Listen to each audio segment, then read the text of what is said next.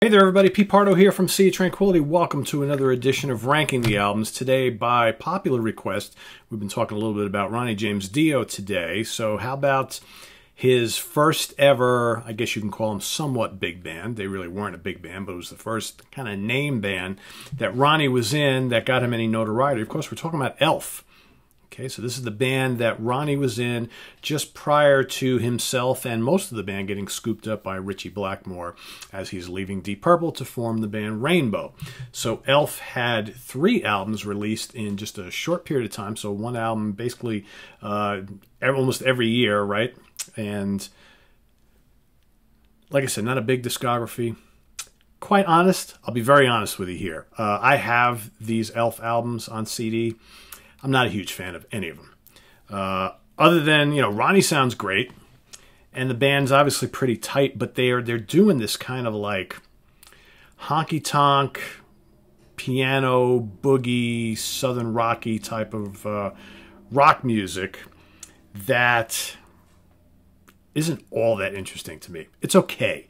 I've had these Elf CDs for a while, and I very rarely listen to them. I have them because it's Ronnie James Dio, who I love dearly, and you got to have all the Ronnie stuff. But man, these albums just they're not. I don't know.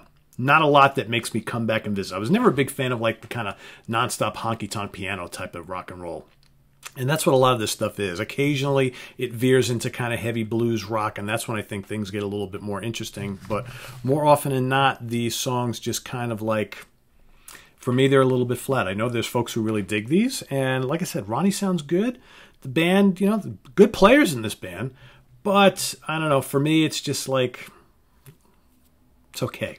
They're okay. So you got Ronnie James Dio on vocals, of course, plays a little bass here and there. You got Gary Driscoll on drums, David Feinstein on guitar, Doug Thaler on keyboards, Nick Pantis on rhythm guitar, and some various other things. These are guys that were played throughout their career. Mickey Lee Soul on keyboards, rhythm guitars, Craig Gruber on bass.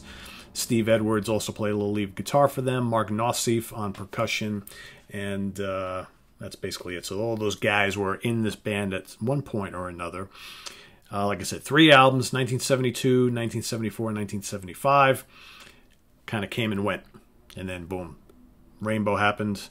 And then, some of these guys wound up in various other places after they were jettisoned from Rainbow, because the guys who did leave Elf to go to Rainbow only really lasted through the first album, and then Ritchie kind of changed the whole kit and caboodle, other than Ronnie. So anyway, so I'm going to give you them in the order that I kind of like them. They're all kind of about the same for me. These are all like, they're okay albums, albums for like, once every couple of years I take them out, I spin them, and I'm like, kind of cool to hear Ronnie in this sort of style.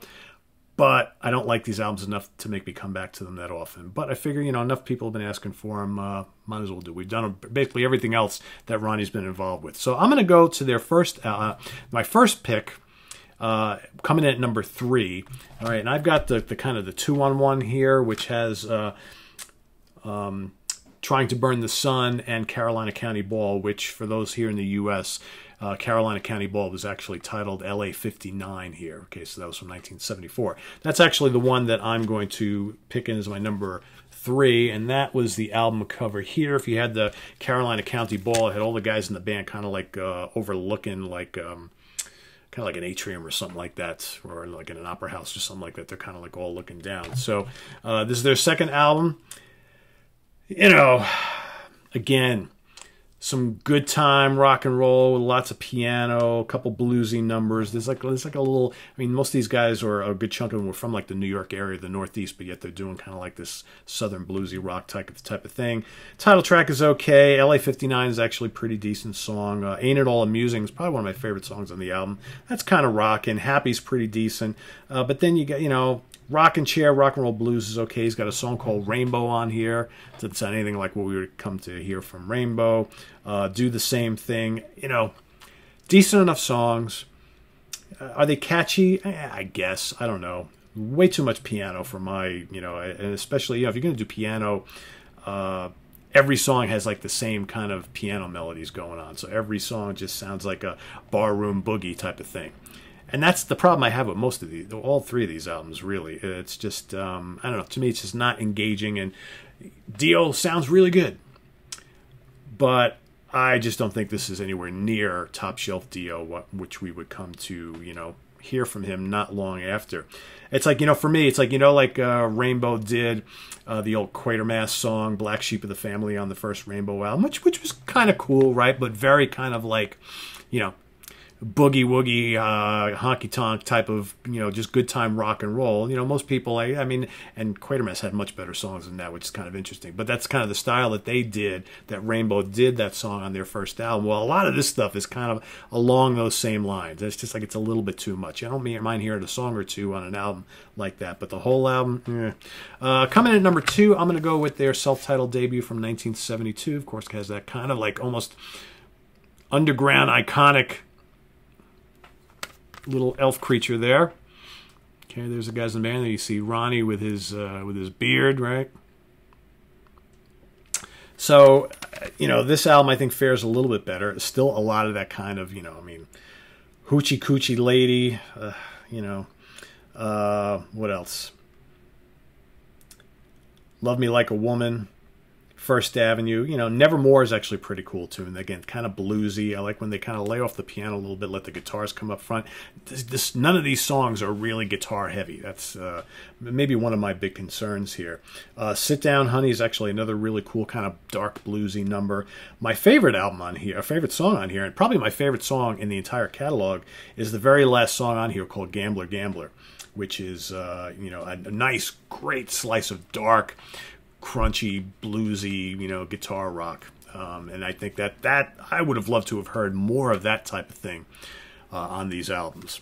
Okay, so that's coming in number 2. My number 3, I mean, no, my number 1, actually, my favorite out of all these is actually Trying to Burn the Sun from 1975, which is their last one. So that's going to be that guy right there.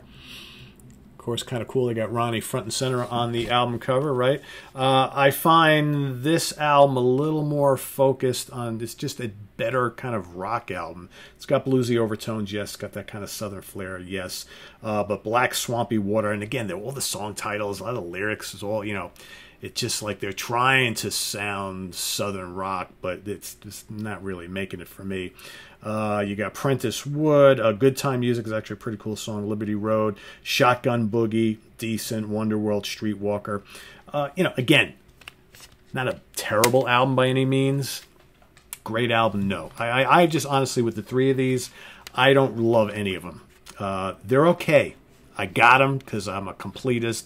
Had to have all the Ronnie James Dio stuff in my collection, but if I want to hear Dio, man, I reach for the Rainbow albums, the Sabbath albums, or the Dio Band albums. I, you know, honestly, almost never need to hear these, as I kind of went and revisited them here to do this show, and I was like, yeah, there's a reason why they've sat on this shelf for all these years, and I haven't listened to them. So, as a curiosity, they're not bad. If you like this kind of like, you know, rock and boogie type of thing with lots of honky-tonk piano, with Ronnie James Dio singing over the top. Like I said, he sounds great on here. It's not the snarling, venomous Dio yet that we would hear, you know, not long afterwards. But there's really nothing on here that allows him to show the true nature of his vocal ability, like we would get on, you know, Catch the Rainbow coming up on the next album, or, you know, Man on a Silver Mountain, Kill the King, Stargazer, all that kind of stuff, and then, you know, obviously with Sabbath. So this is, you know, a much more sedate Ronnie James Dio, and a bunch of good musicians in the band, but, you know, for me, pretty average, if you ask me, pretty average. But there you go. If you've never investigated the Elf catalog, you know, by all means do it. It's interesting to hear Ronnie in kind of like a different format, if anything else. I don't know how many people will actually just fall head over heels in love with this stuff. Maybe. It's quite possible there's some that already love it like that right now. And if you do, that's totally cool. Just because I'm not really that into it doesn't mean you can't be. So visit us on the web at www.seaotranquility.org. We're on Facebook. We're on Twitter. Of course, we're here on YouTube all the damn time. See you guys later on, right? We got the big interview with Mick Box and Davey Rimmer from Uriah Heep coming up tonight. So that'll be posting later on. And then tomorrow morning, Martin Popoff's back on the show for a deep cut dive into the catalog of the Scorpions. He'll be joining me for that. So stay tuned, all right? See you guys soon. Take care. Bye-bye.